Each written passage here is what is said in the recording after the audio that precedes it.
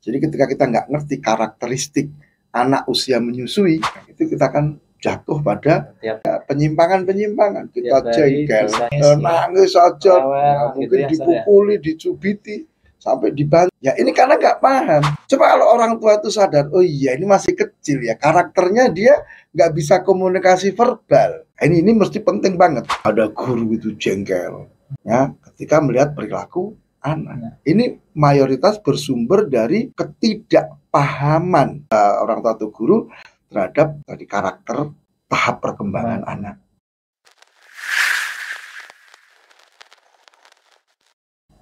Bismillahirrahmanirrahim. Assalamualaikum warahmatullahi wabarakatuh. Alhamdulillahilladzi binikmatihi tatimmus shalihat. Allahumma shalli ala Muhammad wa ala alihi wa ashabihi wa man tabi'ahum bi ihsanin ila yaumiddin. Rabbi shrah li sadri wa yassir li amri wahlul 'uqdatam min lisani yafqahu qawli.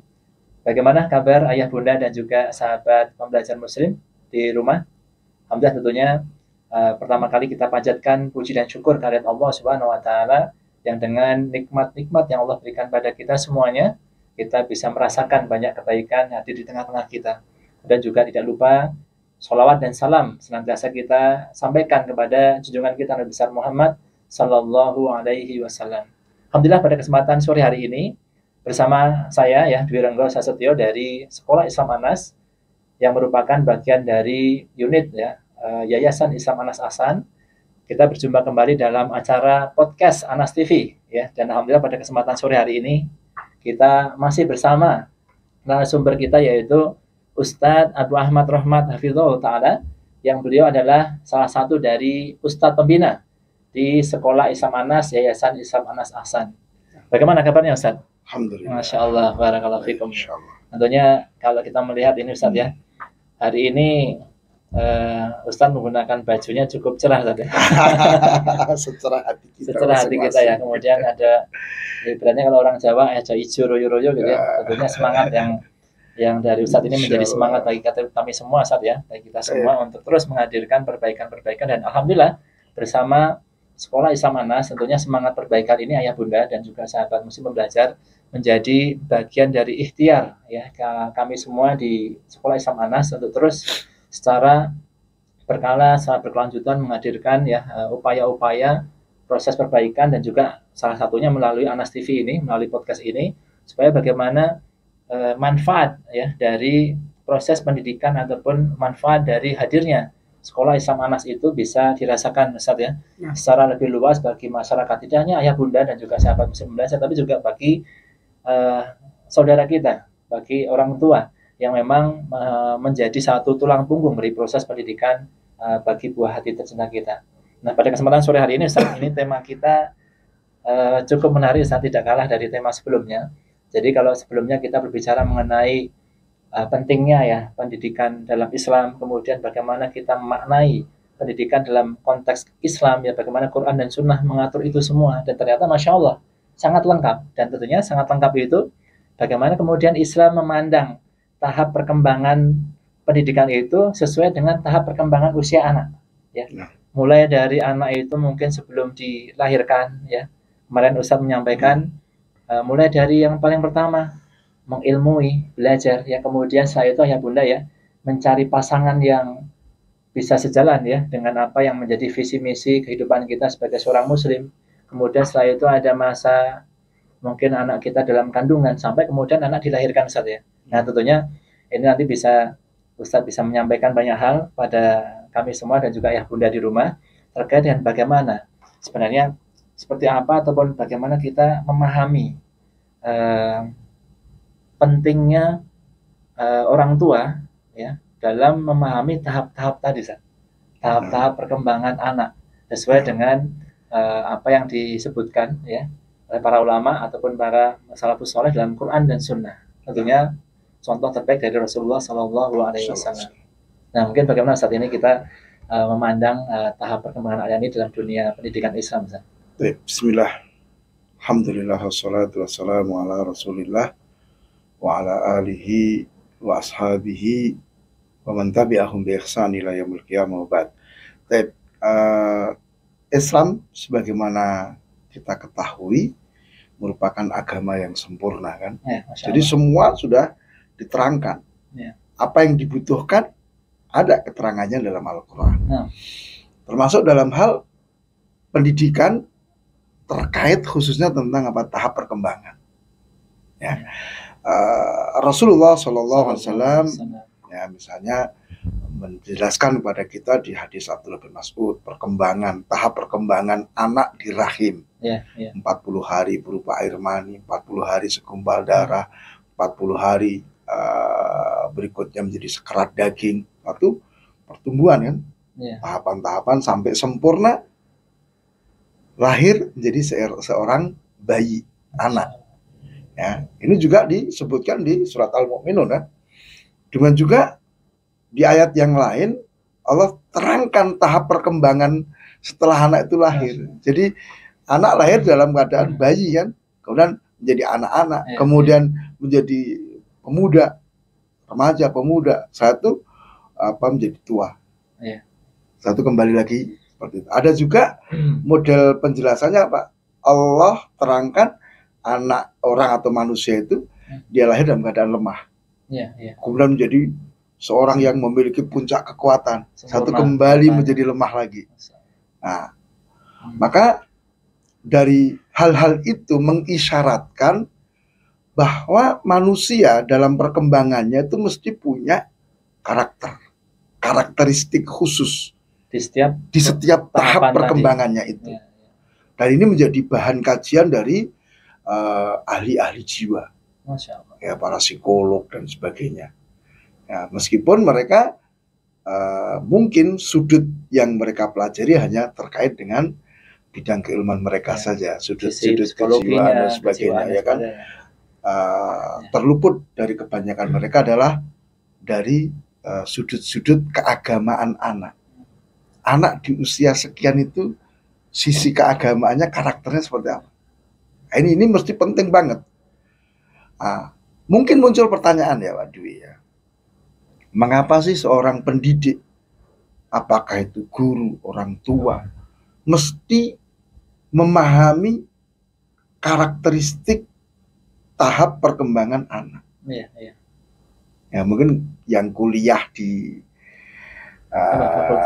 fakultas pendidikan ya, mesti ada materi ini ada. Termasuk mungkin teman-teman kita yang ambil di psikologi, kedokteran, ya. Nah, maka di sini kenapa kita perlu mempelajari itu? Satu, untuk membantu dan memudahkan kita dalam mengarahkan anak-anak itu, sehingga mereka menjadi anak-anak yang soleh, menuju perkembangan yang baik.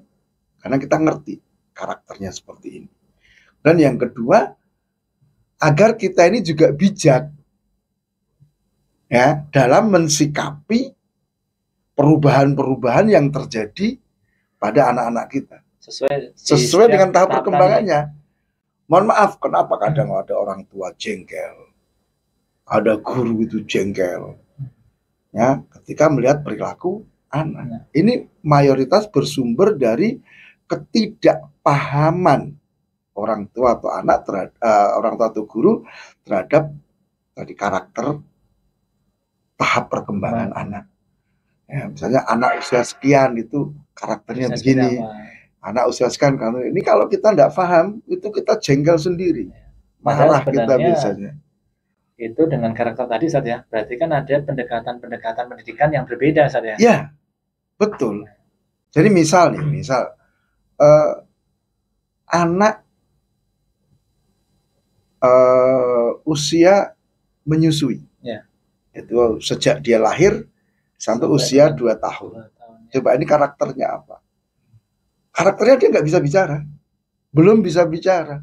Dia berkomunikasi dengan gerakan dan tangisan. Dia nangis. Nah ini kan kalau kita nggak paham berapa banyak itu kejadian. Orang tua jengkel, dia banting anaknya sampai meninggal. Kenapa? Jengkel dengan tangisan anaknya. Atau mungkin bahkan tidak bisa menerima kehadiran anak tadi. Ya, mungkin bisa seperti itu ya. Ya, artinya kita sudutnya kita ke arah apa? Karakter ya. Ketika karakter. Jadi ketika kita nggak ngerti karakteristik anak usia menyusui, nah itu kita akan jatuh pada tiap hari penyimpangan. Kita jengkel, bisanya nangis, nangis saja, gitu mungkin dipukuli, dicubiti, sampai dibanting. Ya ini karena nggak paham. Coba kalau orang tua itu sadar, oh iya ini masih kecil ya, karakternya dia nggak bisa komunikasi verbal, dia hanya bisa nangis, dia hanya bisa melakukan isyarat-isyarat dengan gerakan. Kalau paham ini, oh ya wajar, kita bisa kan ini. Ya, Masya Allah, ini berarti kalau kita ya, ayah bunda ya, dan juga sahabat muslim belajar ya, ternyata dalam usia-usia anak-anak kita itu, nah nanti kita coba gali dari Ustadz Abu Ahmad ya. Ini sebenarnya Ustadz ya, itu apakah ada batasan-batasan tertentu? Tadi ada usia 0 sampai dengan 2 tahun, bahkan sebelum 0 tahun pun sebenarnya sudah ada proses yang begitu ya. Apakah ada pembagian usia Ustadz di tahap kembang anak ini? Yang berbeda tadi. Para ulama itu membagi ya, meskipun ada perbedaan. Cuman perbedaan ini tidak berpengaruh ya. Jadi ada sebagian ulama membagi manusia itu tahap perkembangannya cuman 3 aja.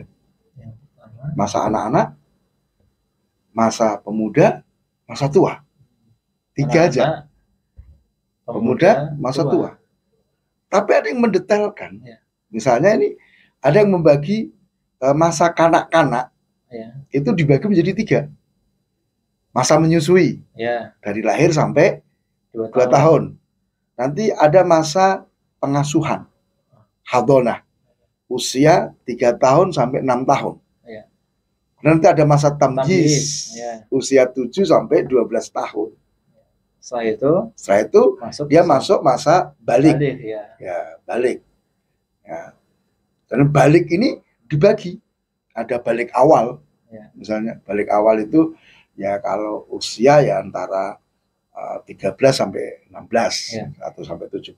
Jadi anak SMP lah gitu kan. Nanti ada balik pertengahan, itu anak-anak usia SMA. Nanti ada balik akhir, itu anak-anak kuliah. Nah, saat itu dia menjadi pemuda, dewasa, dan menjadi tua.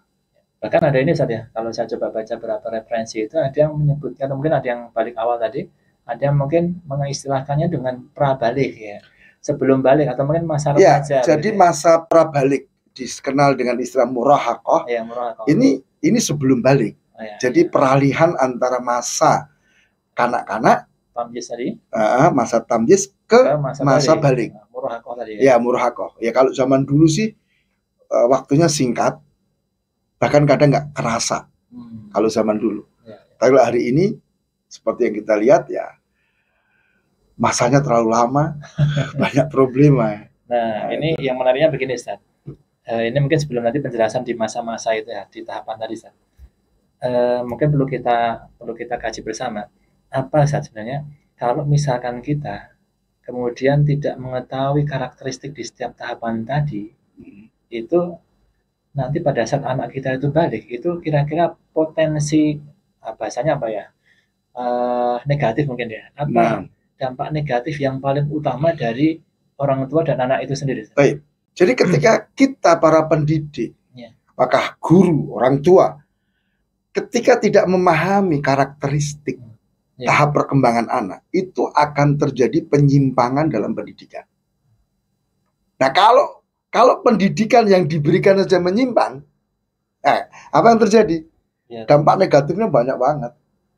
Anak trauma, anak kemudian sisi kejiwaannya nggak main, anak kemudian nggak ada kreativitas, anak bingung siapa diriku.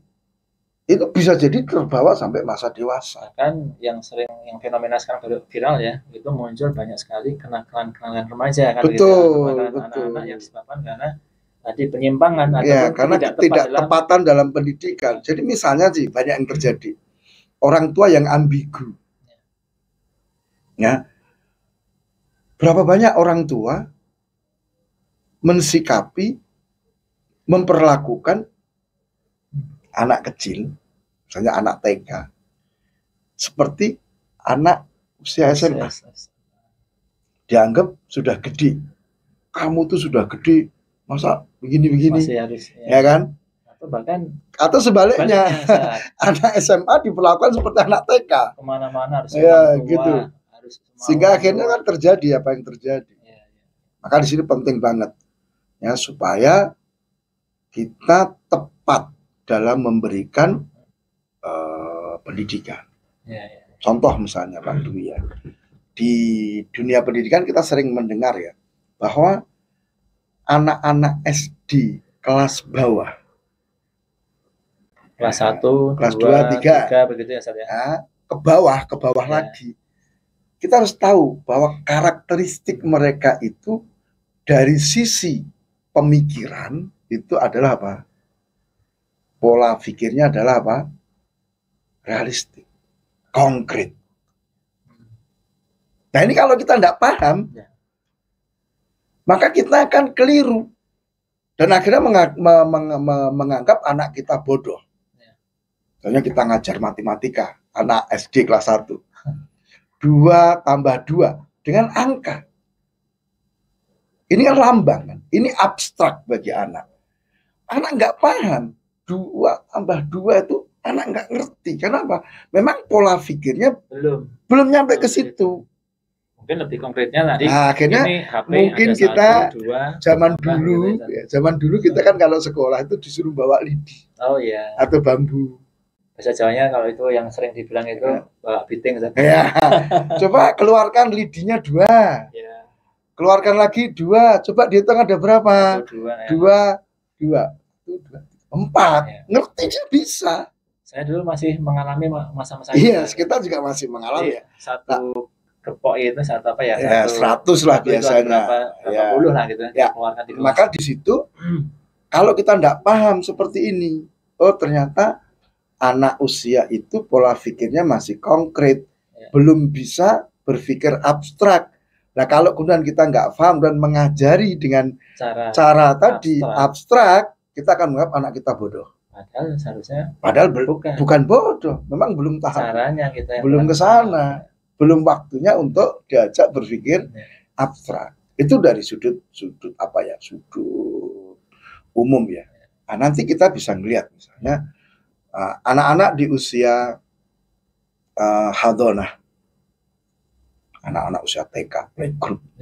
Kita harus paham salah satu 3, 4, 5. Ya, salah satu karakteristik anak usia segitu adalah apa? Satu, dia banyak bertanya. Kemudian cenderung ini saja apa? Egosentris ya? Ya, karena apa? Dia itu mengalami ledakan bahasa. Ya. Kemampuan bahasanya tuh baru luar biasa.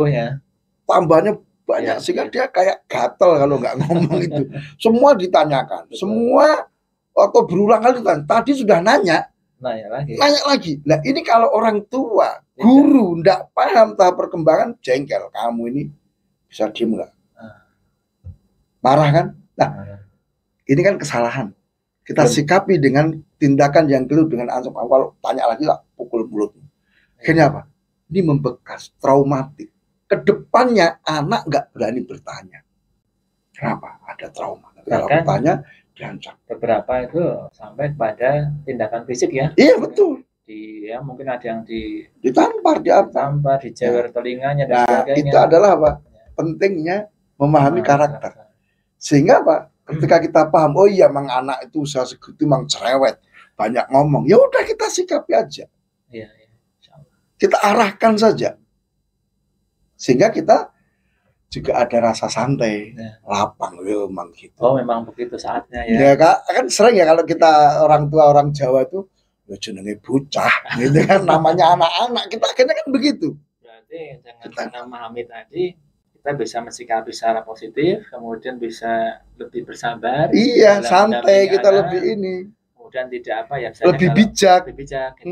Oh, itu memang ya, seperti itu kan. Kemudian misalnya karakteristik yang lain ya di anak-anak usia TK, mereka itu lebih banyak belajar dengan kedua matanya. Visual itu ya. Visual. Artinya mereka anak-anak yang memiliki karakter suka niru, ngelihat ditiru, ngelihat diikuti. Nah ini kita harus hati-hati. Seringkali banyak orang tua atau guru mengatakan, wah masih kecil aja kok. Sepelekan. Sehingga kadang kita orang tua nggak kontrol ucapan, nggak kontrol perbuatan. Ini karakter meniru yang sangat kuat pada anak-anak kita di usia gitu, di usia TK. Nah, itu. Maka kita harus hati-hati lingkungan kita. Coba kita kan sedih juga ngelihat. Termasuk juga ini Ustaz. Berarti kalau tadi kan itu disesuaikan juga nanti dengan lingkungan sekolah ya bunda ya Ustaz ya. Makanya kita lihat Ustaz ya di TK, rata-rata TK itu sekolahnya itu penuh dengan warna. Ya. Kemudian buku-buku pelajaran anak-anak kita TK itu penuh dengan warna. Ya. Beda dengan mahasiswa kita atau anak SMA cuma hitam dan putih. Karena memang karakternya begitu. Ya, coba lihat, mungkin ayah bunda punya anak masih kecil ya, mungkin usia 3 tahun. Ketika melihat kita sholat, dia mesti ikut-ikutan. Meskipun nggak bener. Dia sujudnya yang delosor misalnya kan, tapi dia berusaha untuk mengikuti gerakan-gerakan sholat. Kita baca Quran, dia sibuk nyari buku atau apa gitu kan, dia ikut. Nah itulah, ini adalah karakteristik yang harus dipahami. Kalau kita paham seperti ini, tentu kita akan bijak. Kita tidak akan memperlihatkan, memperdengarkan sesuatu yang negatif. Kita akan berikan hal-hal yang positif. Lihat, dengar hal yang positif. Itu pendidikan. Kalau kita tidak paham, nah ini. Kemudian juga di antara karakteristik ya, di anak-anak usia tadi lepas dari TK masuk SD 5-6 tahun, 5-6 tahun, itu punya karakter apa? Suka bergerak, dan mengeksplorasi sesuatu. Ya, maka kalau kita tidak paham, kita jadi guru TK, jadi guru SD kelas 1 itu stres. Kenapa anaknya nggak mau diem? Makanya satunya pendekatan dari sekolah itu di masa-masa mungkin SD ya di kelas 1 kelas 2 itu dicari yang memang punya jiwa, kadang gurunya ahwat gitu ya, yang punya jiwa keibuan supaya bisa memahami konteks ataupun kondisi anak di usia karena anak itu mesti akan bergerak ke sana kemari. Oke, dia mungkin bisa duduk tenang tapi nggak nyampe 5 menit. Nah, maka di sini kita sebagai pendidik harus ngerti, oh karakternya anak itu seperti ini. Kalau nggak paham kan mesti gurunya marah. Woi, kalian bisa diem nggak? Ya mungkin diem, tapi kan ketakutan. Tapi saya itu dia ya bergerak lagi karena memang karakteristiknya seperti itu. Berarti tadi penting ya, Masya Allah ya para itu. Berarti di pihak sekolah pun itu juga pada saat merekrut guru ya itu juga tentunya perlu diakses juga terkait dengan kompetensi yang berkaitan dengan pengetahuan karakter. Iya betul. Itu masuk di kompetensi pedagogi.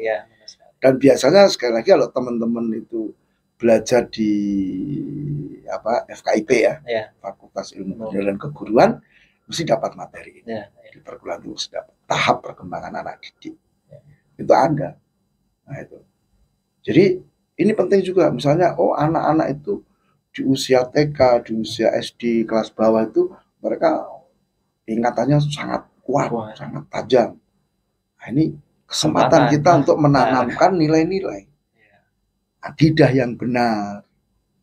Karena apa yang didapatkan di waktu kecil biasanya sulit hilang. Iya, termasuk juga kuat dari sisi hafalan. Iya, itu dia nggak akan lepas. Bahkan bisa jadi nilai-nilai keyakinan itu dibawa sampai mati. Makanya ini kesempatan. Maka orang pendidikan mengatakan golden age itu di 8 tahun pertama. Ini kita harus paham. Dan ini tentunya ayah bunda ya dan juga sahabat muslim belajar, kita pun juga sebagai orang tua tentunya wajib terus ya meningkatkan kompetensi kita betul. Untuk bisa memahami tadi karakter-karakter yang memang sesuai dengan tadi golden age tadi kan. Jangan sampai mungkin gini di masa-masa emas itu kemudian kita ada yang teralihkan sehingga tidak sempurna perkembangan anak kita dari sisi pengetahuannya, dari sisi sikapnya, perilakunya gitu. Betul. Jadi kita dengan memahami tahap perkembangan itu, satu kita bisa mengerti konten apa yang akan kita ajarkan. Yang pas apa kan ya.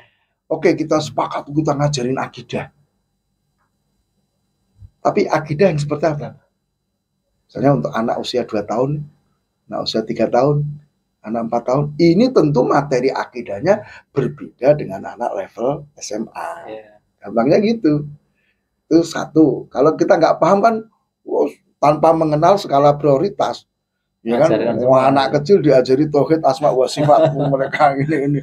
Ya itu bener kita ajari tauhid asma wa sifat tapi sederhana sesuai dengan tahapan. Misalnya ada nama Allah, ada nama Rahman, kan begitu. Tapi kan tidak seperti yang SMA ya. SMA itu tauhid asma menetapkan apa ditetapkan dalam Al-Qur'an tanpa harus mentahrif, enggak sampai segitu. Bahkan kalau di anak-anak usia TK begitu saja, tadi mengenalkan asma wa sifatnya Allah Subhanahu wa taala. Ar-Rahman itu mungkin dengan di luar kelas begitu saja. Betul. Oh, ini Allah Subhanahu wa taala yang menciptakan ya. Ya. Allah. Jadi Ar-Rahman Ar-Rahim. Sekali lagi dengan memahami karakteristik tahap perkembangan anak, tadi apa, kita satu bisa ngerti sebatas apa konten yang akan kita berikan. Yang kedua, kita akan paham bagaimana cara menyampaikan konten yang tepat sesuai dengan sesuai dengan tahap perkembangan anak. Bahasa yang kita gunakan itu sesuai. Ya, harus sesuai dengan kondisi anak. Maka mohon maaf, mungkin bagi kita orang-orang dewasa mendengar guru-guru TK ngajar itu ketawa. Ya benar, Ustaz. Ya memang begitu. Assalamualaikum anak-anak, gimana kabarnya? Gitu. Ini kan beda kalau kita ngajar anak-anak SMA. SMP, SMA ya. Ya kan beda. Ya, mungkin seperti itu. Jadi penyampaiannya, kemudian bahasanya, pilihan katanya itu berbeda. Kemudian contoh-contohnya. Ya, contoh-contohnya. Maka kalau kita nggak paham tahap perkembangan anak, nanti kita ngajar anak TK dengan cara anak SMA. Ya, setelah itu nyalah-nyalain anaknya. Nggak paham kamu ini. Dan kitanya yang salah dalam cara penyampaian. Atau nggak pas juga kan ngajar anak SMA seperti anak TK. Nanti marah mereka. Ngamuk itu muridnya. Sering gini saat kita kadang orang tua ataupun mungkin pengalaman ya ayah bunda juga di rumah ya. Pak, Abi gitu ya. Ini kok aku masih kayak diperlakukan kayak anak kecil nih ya. Iya betul. Kan sering muncul curhatan dari anak. Aku udah besar loh. Kok masih ini harus itu. Ibu kan? Aku udah gede loh, masa masih digini-gini kan? Nah, ini kenapa? Karena kita nggak paham. Nah, nanti akan lebih kompleks lagi permasalahan ketika di tahap remaja. Itu karena memang remaja ini masya Allah. Ya, remaja ini identik dengan masa di mana mereka ini fase-fasenya banyak ingin cari tahu ya. Artinya di fase remaja ini ya, tahap remaja itu banyak terjadi kegoncangan. Kenapa? Banyak sekali perubahan-perubahan yang begitu cepat menimpa pada anak-anak kita, baik secara fisik maupun kejiwaan, perasaan, hormonal. Benar. Gitu. Coba berapa banyak anak-anak tuh kalau nggak disiapkan, kok tiba-tiba aku haid? Kenapa keluar darah? Bingung dia. Kenapa fisik kok berubah jadi begini? Kenapa suaraku pales? Iya kan? Ini bingung loh itu. Takut dia. Nah, ini kalau orang tua nggak paham, mesti dia akan gitu aja,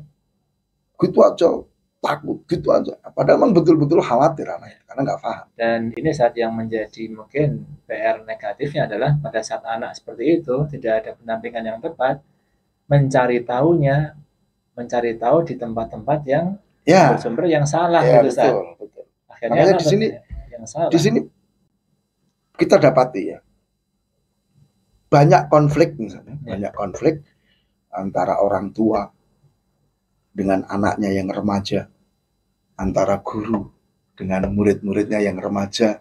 Coba lihat aja, berarti perselisihan, permasalahan itu antara guru SD dengan muridnya dengan guru SMP, guru SMA itu lebih banyak yang SMP SMA. Gitu. Kenapa? Ya memang begitu. Nah ini kalau kita tidak paham karakteristik anak-anak remaja, maka akan banyak terjadi persoalan yang dampaknya negatif. Tapi sebaliknya saja, kalau misalkan orang tua ataupun juga orang tua di sekolah, guru ya, itu benar-benar memahami tahap kembang tadi ya, itu masya Allah hasilnya akan maksimal kan? Akan positif, maksimal, optimal. Ya, dan akan pencapaian tujuan pendidikan itu lebih mudah dan dengan cara yang efektif, efisien. Ya. Jadi kadang-kadang kan, mohon maaf ya, anak-anak remaja itu kan, ya tadi kalau diperlakukan sebagai anak TK kan nggak mau. Banyak kan, ayo gimana, kamu maunya bagaimana, ayo diajaknya diskusi, ya kan, nggak mau udah dituntun untuk menyelesaikan masalah, itu nggak mau, maunya diajak dialog. Ini beda dengan anak TK, beda dengan anak SD kan karakter. Nah, ini penting banget. Maka ayah bunda, ini sudah materinya masya Allah ya banyak kalau mau didetailkan, cuman kita kupas secara umum saja. Ya. Jadi tentang pentingnya kita memahami karakteristik setiap tahap perkembangan anak. Kalau tadi misalnya apa, antara kita bagi menyusui, pengasuhan, tamyiz, itu masih global juga. Nanti kan perkembangan per tahun, ya kan? Bisa dirinci. Iya, misalnya anak 3 tahun kayak apa, anak 4 tahun kayak apa, anak 5 tahun kayak apa, ada detail-detailnya. Gitu. Bahkan banyak kitab kita yang sudah diterjemahkan yang memang membahas tahapan-tahapan tadi ya. Iya, betul. Termasuk dari sisi psikologi tadi secara Islam kan begitu ya. Jadi ini sangat penting sekali lagi untuk arah pendidikan kita, praktek pendidikan yang kita jalankan. Ini luar biasa. Lihat bagaimana Rasul SAW ya, beliau membedakan perlakuan. Ya, sesuai dengan ini. Dengan anak-anak kecil beliau bercanda. Dengan para pemuda beliau banyak berdialog. Dengan orang-orang dewasa beliau ada ketegasan dan sebagainya. Itu sesuai dengan tahap perkembangan. Masya Allah. Sebenarnya dari sisi Rasulullah SAW itu sudah sangat banyak saja, sudah banyak contoh-contoh yang diberikan ya. Cuma kadang kita yang kadang kurang menggali kan gitu ya, atau kurang baca, kurang cari referensi. Cuma ini ada satu fenomena yang menarik. Pada saat mungkin orang tua tidak sepenuhnya memahami tahap karakter perkembangan anak ini, cuma lebih parahnya lagi nih saat ini, pengasuhan anak diserahkan kepada orang lain.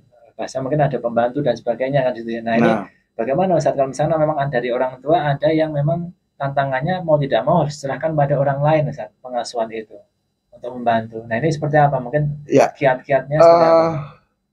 Seandainya ya, artinya ini kondisi betul-betul tidak memungkinkan orang tua mengasuh secara penuh, secara full ya, secara penuh pada anaknya. Maka bisa aja diserahkan kepada orang-orang yang memang punya kompetensi untuk mendidik anak-anak kita. Ya. Jadi misalnya kalau zaman dahulu orang-orang Arab tuh apa, kalau punya anak mesti disusukan. Iya. Maka ini nggak sembarangan, harus dipilih. Siapa yang menjadi ibu susunya ini harus dipilih, keluarga dari mana. Gitu. Kemudian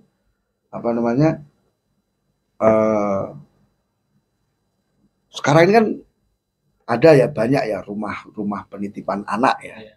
RPA, rumah penitipan anak. Silakan cari yang memang punya kompetensi. Agamanya baik, dia juga ngerti. Ya, sehingga tidak salah. Tidak asal nitipkan, yang penting murah. Atau misalnya cari pembantu, oke.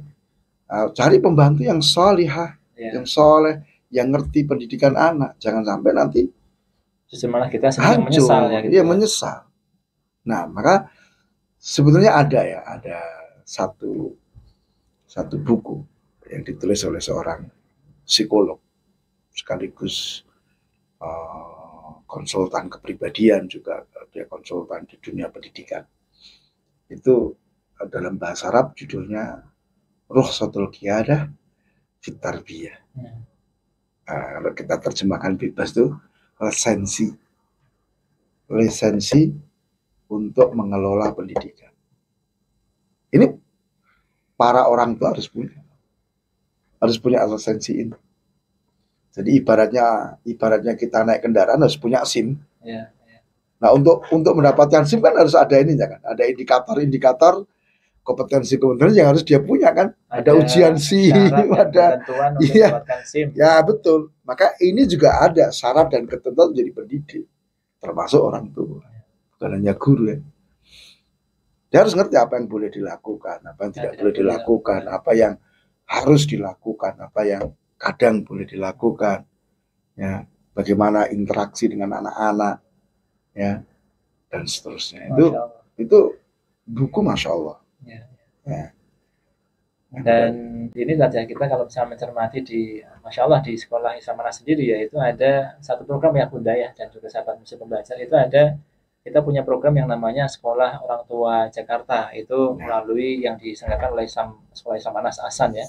Ini juga tentunya menjadi satu bagi upaya dari kami ya, dari Sekolah Islam Anas itu untuk menghadirkan terus ya ilmu-ilmu yang bermanfaat bagi orang tua khususnya dalam hal dunia pendidikan anak atau parenting. Nah, ini juga tentunya menjadi satu ini ya, fasilitas yang sangat bagus ya. Solusi ya, satu solusi ketika kita orang tua tadi tidak bisa full mendidik anaknya, maka kita harus cari lembaga.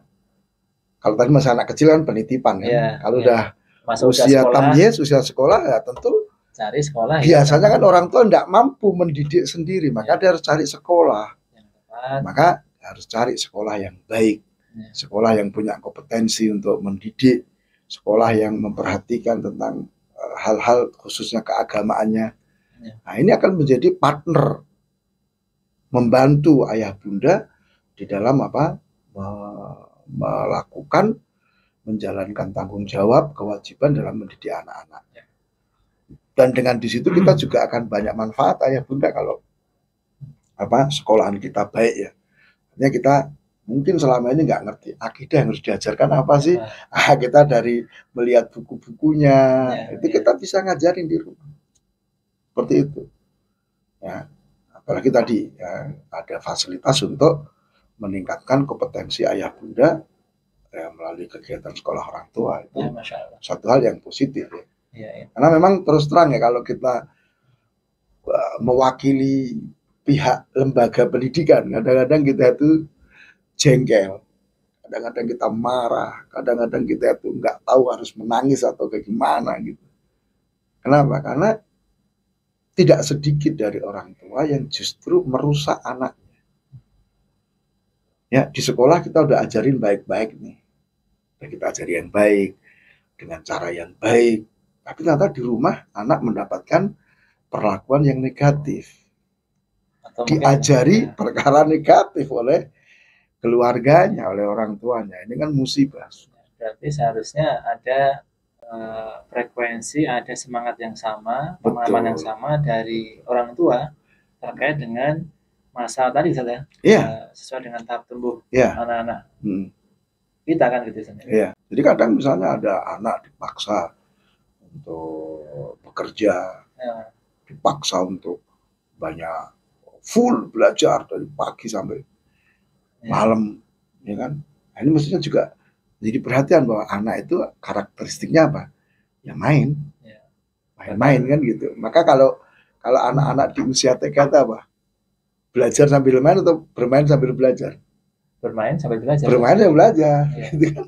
Nah ini penting juga untuk dipahami. Maka jangan sampai kita salah. Kalau tidak paham karakteristik anak TK, wah ini gurunya akan ngamuk, stres. Ini kamu diajari malah main-main aja.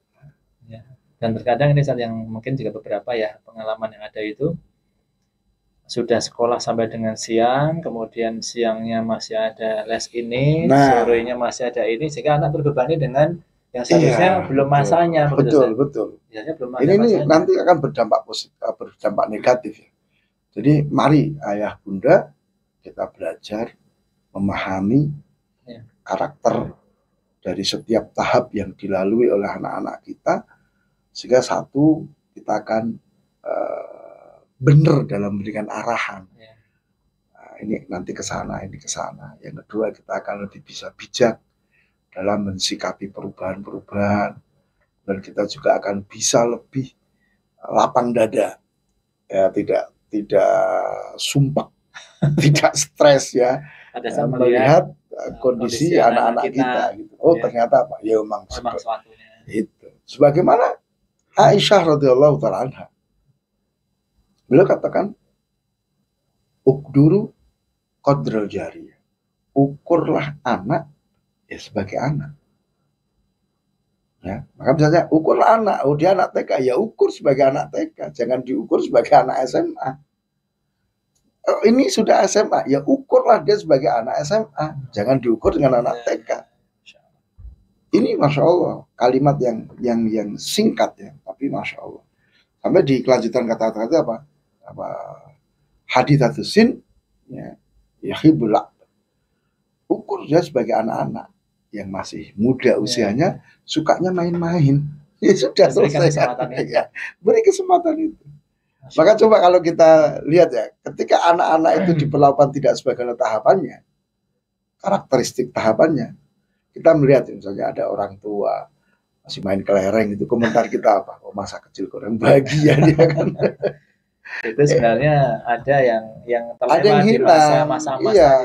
Makanya dengan kita mempelajari tahap-tahapan perkembangan beserta karakteristiknya dan bagaimana arahan Islam ya dalam hal ini, maka masya Allah kita akan mudah ya menjalani pendidikan untuk anak-anak kita, sehingga anak-anak kita juga akan lebih mudah untuk menjadi anak-anak yang soleh. Masya Allah, Masya Allah, barakallahu fikum, jazakumullah khairan ya. Tentunya ayah bunda ya, ini tentunya tadi yang kita dengarkan ya dari narasumber kita Ustaz Abu Ahmad Hafizahullah Ta'ala, itu ternyata sangat penting ya bagi kita sebagai seorang muslim, khususnya yang saat ini diberikan amanah di pundak kita ini sebagai orang tua, baik sebagai ayah atau ibu, dan tentunya juga sahabat muslim pembelajar yang lainnya juga perlu terus belajar ya. Ternyata apa? Dalam setiap tahapan tumbuh kembang anak kita itu ada hak-hak anak kita yang perlu kita penuhi. Yaitu apa? Hak pendidikan yang disesuaikan dengan tahap tumbuh kembang mereka. Ini Masya Allah, jadi tentunya apa yang tadi disampaikan oleh Ustaz Abu Ahmad bisa menjadi inspirasi bagi kita, menjadi motivasi bagi kita untuk terus ya, kita sebagai orang tua, sebagai ayah bunda di rumah, dan juga tentunya juga buat ayah bunda ataupun orang tua yang di sekolah ya, rekan-rekan guru, pengajar, pendidik, terus ya bagaimana kita bersemangat untuk meningkatkan kompetensi diri ya, menambah keilmuan kita, wawasan kita, sehingga kita bisa mendidik anak-anak kita sesuai dengan karakter tahap tumbuh kembang mereka. Dan mudah-mudahan Allah Subhanahu wa taala menjadikan sesi di sore hari ini menjadi wasilah ya yang sangat bermanfaat bagi kita untuk menjadi orang tua yang lebih baik, menjadi pengajar yang lebih baik, dan tentunya kita berharap pada Allah Subhanahu wa taala, memohon pada Allah Subhanahu wa taala semoga ikhtiar kita itu tadi menjadi ikhtiar yang diridhai Allah, diberkahi, sehingga akan tumbuh anak-anak kita nanti menjadi generasi yang soleh dan cerdas sesuai dengan tahap tumbuh mereka di usia-usia yang memang mereka di situ harusnya menjadi masa-masa emas ya terkait dengan tahap tumbuh kembang mereka.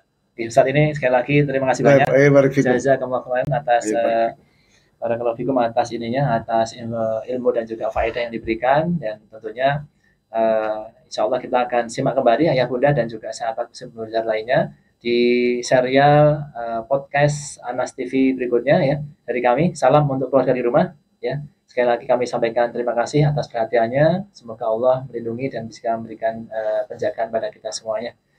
Assalamualaikum warahmatullahi wabarakatuh.